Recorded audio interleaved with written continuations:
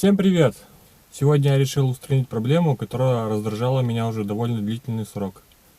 А именно, проблема заключается в том, что в переднем правом подкрылке, в районе навесного ремня, отсутствует часть пластика. Поэтому при проезде через лужи вода попадает на ремень, и некоторое время ремень начинает скрипеть. А так как наступил сезон дождей, то этот скрип я слышу постоянно. Поэтому я собрался и наконец-то приобрел новый. А также, когда я ставил камеру заднего хода, то я снимал задний левый подкрылок. И на кузове обломилась шпилька, которая крепит подкрылок. Поэтому задний подкрылок я тогда просто снял. Но сейчас же наконец-то пришел момент, когда я буду заниматься его остановкой обратно. Итак, чтобы демонтировать старый подкрылок, для удобства я сниму колесо. Самое главное, когда домкратите машину, не забудь подложить под порог колесо.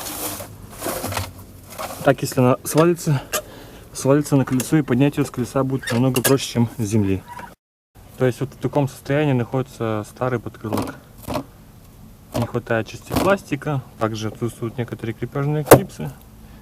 Теперь приступим к его демонтажу. Откручиваем шуруп, который крепит подкрылок к крылу.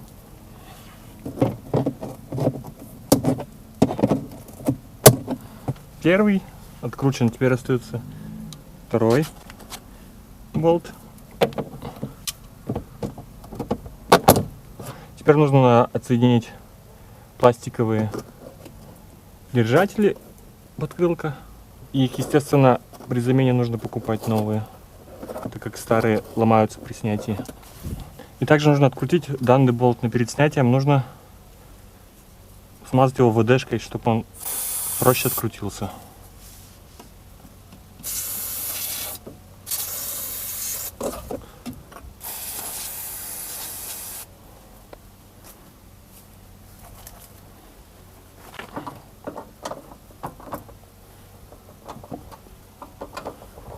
Ну вот, не прошло и полгода, и наконец-то я открутил данный болт. Так, и остается еще один болт на нижней стороне.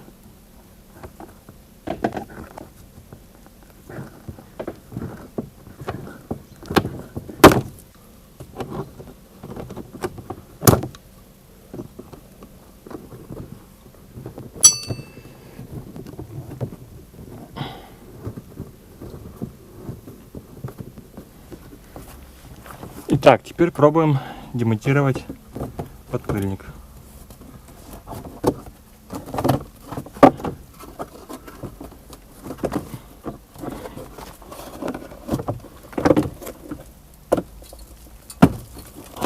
Как же хорошо он прилип грязью к машине.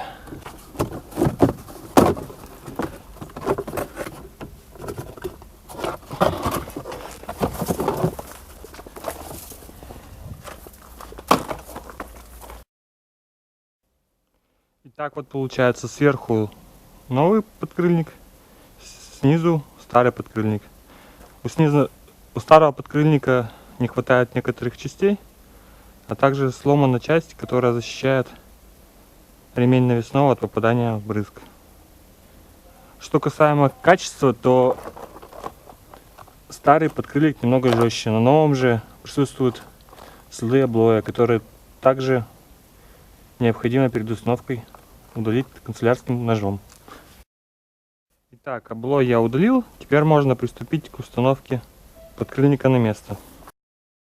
Начинаем заправлять кромку подкрылки под ребра бампера, под края бампера, а также под края крыла.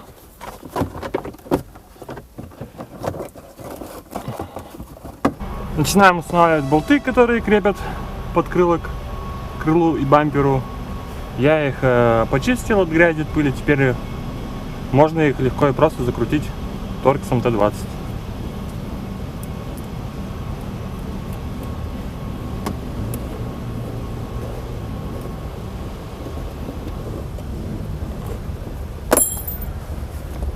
Один болт, теперь второй.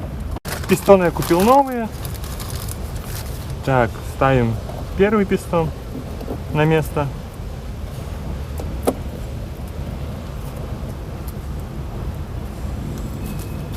Второй.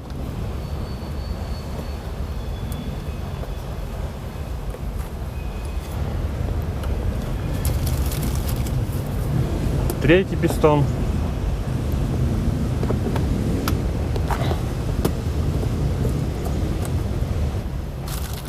Четвертый.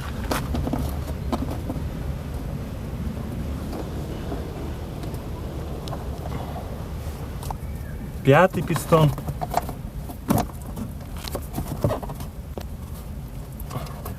Не забываем на место вкрутить болт, который я так долго откручивал. Вкручиваем еще один саморез, который крепит подкрылок к переднему бамперу. И устанавливаем последний шестой пистон. Ну и все, наконец-то я установил подкрыльник. И вот так вот он выглядит.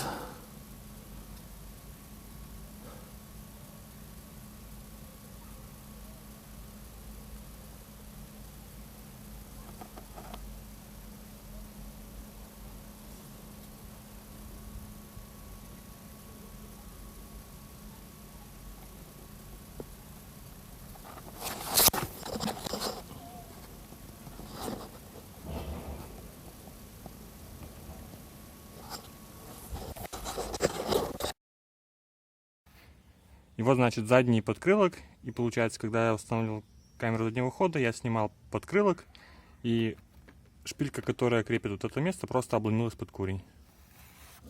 То есть вот эта шпилька обломилась под корень, и остается два варианта. Либо просверлить кузов насквозь, либо приварить. Я решил просто просверлить насквозь и присадить подкрылку на болт. То есть изнутри место шпильки находится здесь. Здесь я просверлил дрелью насквозь.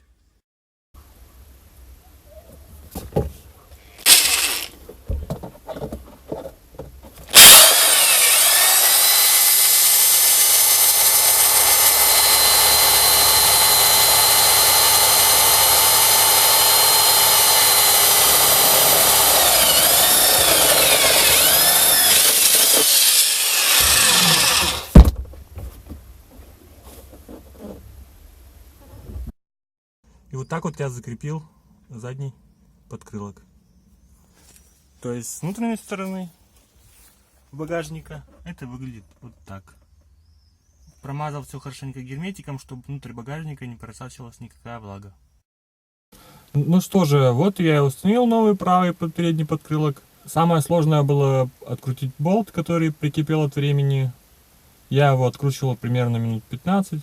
В остальном же никаких затруднений больше не возникало.